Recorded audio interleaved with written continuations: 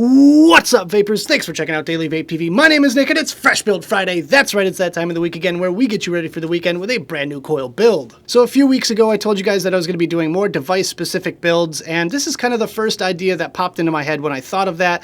This is the Serpent Mini on top of the Coolfire ACE by Anakin, and today we're going to be looking to maximize performance. So the most amount of vapor, the most amount of flavor, and to increase the battery life as long as I can while still getting a nice vape off of it. So that's basically the general concept for this one here. It's going to be a pretty simple build, but it should be a lot of fun as well. So with that being said, let's go ahead and grab our mod, our wick, our wire, our tools, our juice, all that good stuff. Let's go down to the close-up view and build it up.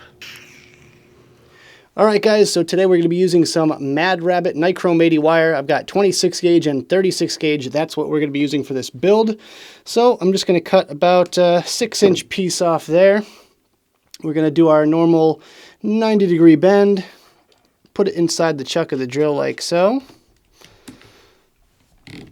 Okay, and we're going to spin it up for a few seconds to straighten it out. Okay, so once our wire is straight, the next step is just putting it in the end of our spinner here. It's just off camera, but I assure you it is right here. So we're just going to put that in this bit right here in the little spinner part and do another little bend. Take out any slack. Now with our 36 gauge, all we have to do, the way I find easiest at least, is slide it right through the chuck of the drill. Right in the end here, you should have a little bit of room because there's that wire there. So we're just going to put it in the chuck of the drill and give it a quick spin. Just like that. Just that amount of tension on there is enough for that wire not to be able to escape, that little end piece right there. So with that, next step is claptoning. Alright, so we clip the end of the wire just like that. We make sure we get that end piece into our spool so it doesn't fly out everywhere.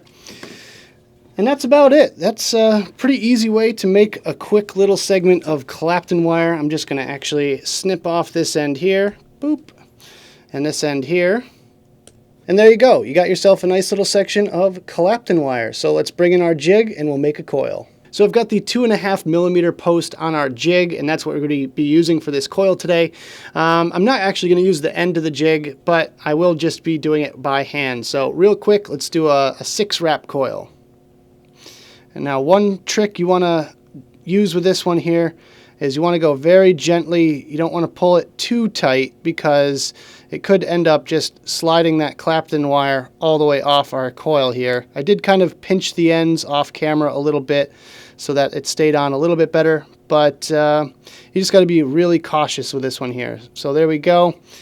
We want our leads facing opposite directions. So the next step is installation. We've got our Serpent Mini all taken apart here, so I'm just going to place the coil right in the middle of the posts here. And this is one of the easiest builds I've ever done because all you really have to do is just get it in there. I could even take the bit out like that and just kind of tighten it down. It's super easy, and anyone can do it. Honestly, this is like takes almost no effort whatsoever to build a coil on this thing. One thing you want to be aware of is you're going to have to pull the coil up a little bit, so just leave a little bit of room there as far as lead spacing goes, and you might want to, just get it as centered as you can. But honestly, really no effort at all. Just kind of tighten them down like so. Make sure everything's all trapped in there nice. And there we go. So it's nice and secure. We're going to bring in our jig once again, just kind of reposition the coil a little bit. We want it right in between the two posts, and that looks pretty good to me. Now the next step is trimming off these leads, and you want to get this wire as tight as you can, as close as you can to those posts, because that tank is very, very snug on there, or the little chimney section that goes over is very snug, so you want those as flush as possible. There is really no margin for error as far as that goes there, but let's just turn on our mod real quick. 1, 2, 3, and right now I've got it set at 35 watts. Let's just pulse it a little bit. gently, gently, gently pulse it.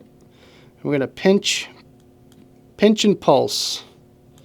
And sometimes you might have to fix it up a little bit.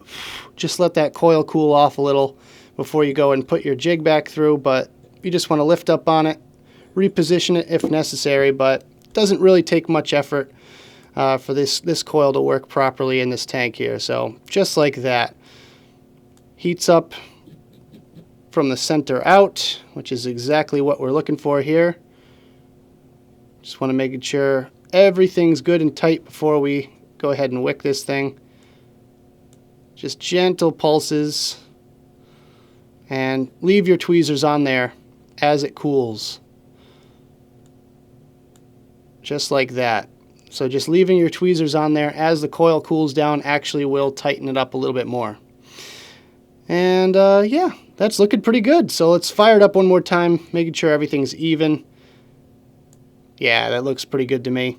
Now we're going to wick it. Now the only thing about wicking this tank that is any sort of difficult is the fact that this chimney section in here doesn't actually come out like your normal RTAs. So with this one here, you kind of have to just pull it tight through the coil and then tuck it into these little holes on the side here and trim it to length right there.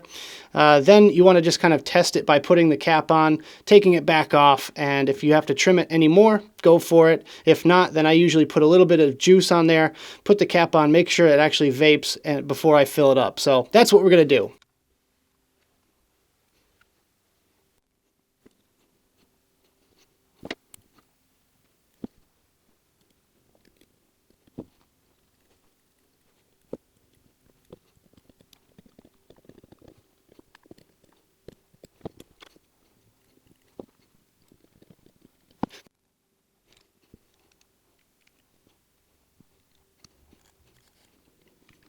All right, so before we put on the tank and fill it up, let's give it a test fire here at 35 watts. Looking pretty good. I think this is going to be a really enjoyable vape. So let's go ahead and fill up that tank. All right, we are good to go here. Let's go back to the main screen, have a quick vape on this thing, and we'll talk about it some more.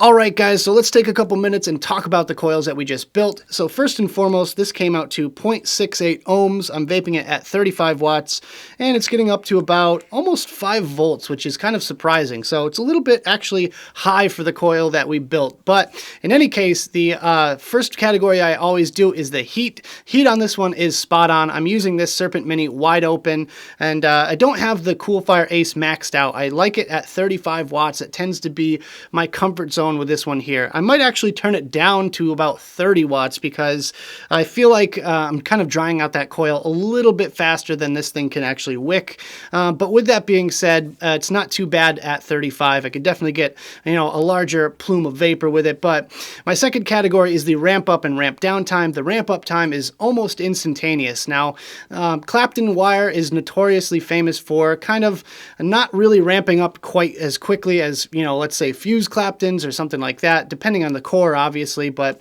with this 26 gauge nichrome core, I find that it ramps up pretty quickly, and I'm pretty happy with it. So with that, let's go ahead and take a pull off of this thing real quick, and we'll check out the ramp down time. So after about a 5 to 6 second pull like I just took there, I'm getting about 2 to 3 seconds worth of ramp down time, which isn't bad. It's really manageable, and I feel like even if I turned it down to 30 watts, it's probably going to negate that a little bit more, and I might get it down to about 1 to 2 second ramp down time. So not really eating up too much juice after you let go of the fire button. And a lot of you guys said in one of my previous videos that I was complaining about the ramp down time. One of the things that you can actually do is release the button a little bit early and then continue drawing in air as you kind of clear out the rest of the vapor inside the chamber, which is actually a good idea. It's just going to be one of those things that's pretty tough to relearn and reteach yourself after doing it the same way for so long. So moving on to my third category, which is the difficulty of this build. This one is easy. I love this build because it is super easy to do. It is essential for you guys out there to learn how to clapton a piece of wire. I mean, that's basically the jumping off point to any other build that we can come up with nowadays, is learning how to clapton. So So regardless if you do my method using spinners, or if you use a jig, or if you do it by hand, it doesn't matter. Any which way you do it, the end result is the same, but you have to know how to clapton a piece of wire. But the build deck is also a dream to build on. This thing, for being how small it is, it's not fiddly whatsoever. You just kind of drop your wire in, tighten it down, clip off those leads, straighten it up a little bit, and you're ready to wick in a matter of a couple of minutes. So my final category, the one you've all been waiting for, is the flavor. Now I'm vaping on some of this Peel e-liquid kiwi. I got this in my craft vapery box, and it is absolutely amazing. I love this flavor. It's very fresh and ripe tasting, very natural, not too sweet, and in this configuration right here, I'm getting just the right amount of everything. It's just ticking all the boxes for me personally. And yeah, I could kind of attribute that to clapton wire. Clapton wire, hands down, has better flavor than round wire. I'm going to say it right now. You know, discuss it in the comments below. Do what you got to do, but I'm saying clapton wire in any configuration is better than round wire. Just hands down. That's all there is to it. So that about does it for this video, guys. I hope you enjoyed. If you did, make sure you hit that like button and subscribe for more videos just like this. Of course, leave me comments in the box below about anything you want to discuss, whether it be the build, or if you have a suggestion for a future episode of Fresh Build Friday, leave it down there for me. Also, check out the advocacy and my social media links in the box below. Thank you so much for joining me, and as always, vape on!